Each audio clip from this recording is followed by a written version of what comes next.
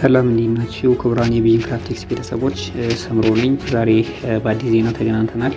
ለዚህ ቻናል ቪዥን ክራፍቲክስ አዲስ ከሆናችሁ ሳብስክራይብ እያደረጋችሁ ቤተሰቡን ቀጣይ የሚለቃቸው አስተማሪና ቁም ነገር አዘል መረጃዎች ላይ እንዲደርሳችሁ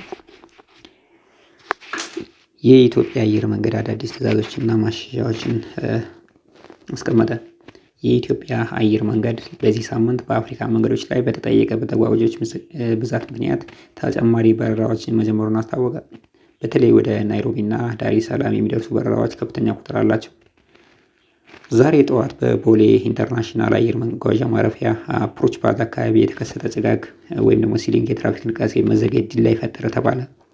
ከሁለት ሰዓታት በኋላ የቪዚቢሊቲ መጠን ሲጨምር በረራዎች ወደ ኖርማል ኦፕሬሽን ስራ መጀመራቸውን ከቦታው በስራ ላይ ያሉ የኢትዮጵያ አየር ትራፊክ ተቆጣጣሪዎች ገልጸውልናል።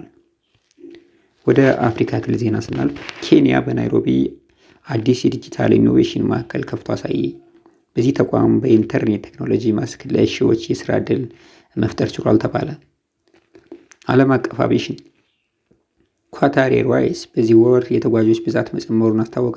በተለይ ከአፍሪካ ወደ አውሮፓና እስያ ሀገሮች የሚበሩ መንገደኞች ከፍተኛ ቁጥር አሳይቷል ተባለ። ዋና ዋና ዜናዎች እነዚህ ነበሩ። በቀጣይ ቪዲዮ እስከሚገናኝ ደህና ሁኑ።